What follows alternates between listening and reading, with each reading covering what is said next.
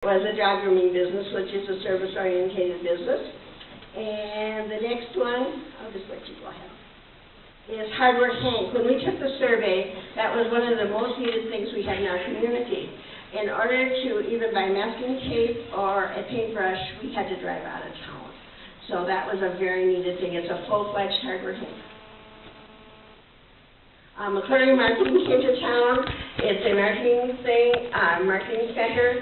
And they started out just one day, and they opened up 7 offices.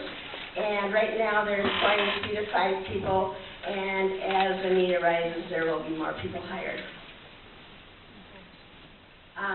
This is another empty building in Hoffman that was purchased by Lakes Area Graphics, and it makes fabric and vinyl productions. And they are in the process of, in the back of the building, training people to run this machine. There's really very few of these machines in the whole world. So once it gets running, they will be hiring more people. There is like 7 offices to the front of that building ready to go. Muriel, there's 5 in the country. 5 in the country? Okay, thanks, Randy. Okay, this is Bob's Appliances. He's our really success story. In small towns, things will never be like they used to be, people. He comes to town 1 day a week on Fridays. And his goal when he came into Hoffman was to sell 1 appliance a week. He averages 5 and has done up to 12 in that Friday. This is our Main Street Galleria. This was 2 empty buildings on Main Street. We now house 26 small businesses within that Galleria. And I'm thinking, last year, if I remember the figures for the last year, was we have about $60,000 in the Hoffman community that would have gone someplace else. And that is another picture of the Galleria. You can do anything in there from have piano lessons, guitar lessons, to buy a quilt. Okay, this is probably our most success story. We got a grant from Prime West at Alexandria for $86,500. And we had 2 building fronts that were adjacent that we gutted and demolition. And we had the Sentenced to Serve fellows come over and do the demolition for us. This is kind of an interesting story because it was the cold of winter. There was no heat in the buildings, and those prisoners worked so hard. So I asked their supervisor one day, I said, can I cook them a hot lunch? And that was my profession, was cook. And he said, oh, Muriel, they love it. So I cooked them potatoes, hand-baked beans, brought them in some French bread, and they just devoured. 6 people devoured this huge roast of food. And at the end, they said, what's on the top of the bread? And I said, poppy seed. They went back and tested positive. Oh, my God.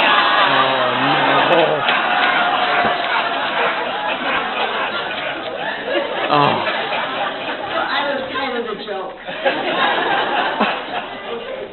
And this is what our healthcare mall looks like now. It's absolutely a beautiful building.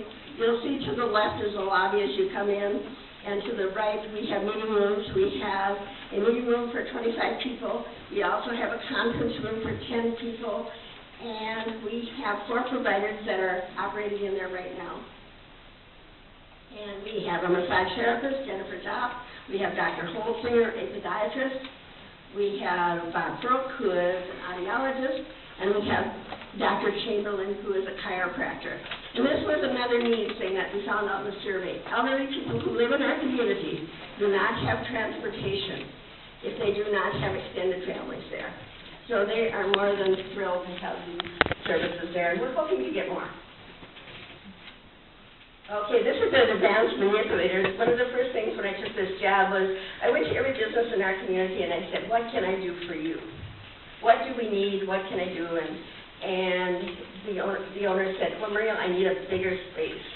I need more space. I am doing more business. I just don't have the space. So the Minnesota Telephone was building a new building, and the old Minnesota Telephone building was going to be available. I did not give them any financing or anything, but I got them to the people that could help them, show them that their financing would work. And so Gary Gruber moved from the back of the old schoolhouse, we do not have a school in our town, to this new RTA building, and he is doing awesome. He does work for Bobcat, he does work for the government, he does work for the Anderson Windows. And if you're ever in Hoffman, just stop and see what he does. It's awesome. months we've done.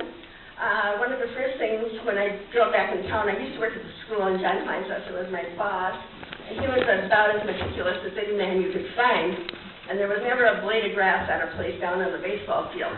I went down to that baseball field, and it looked like the ghetto.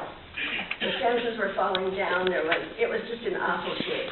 So one of my U of M students from the Center of Small Towns was working for me at the time, and I said, let's write a grant to Minnesota Twins.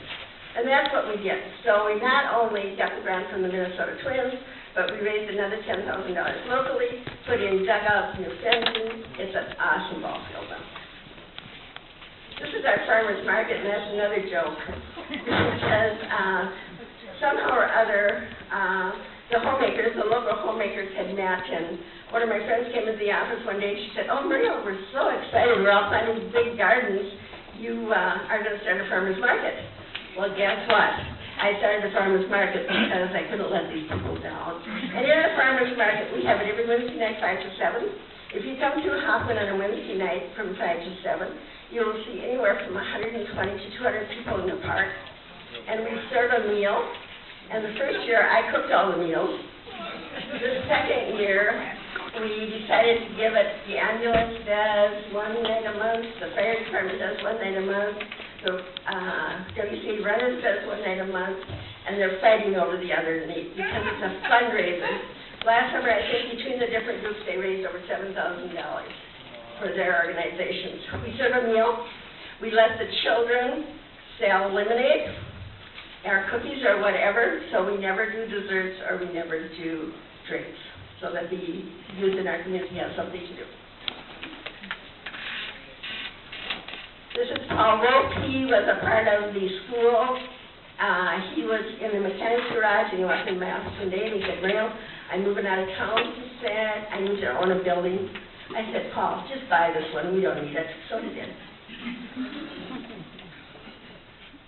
We got TIF money for the RTA building, which is a new, beautiful building on the east side of town.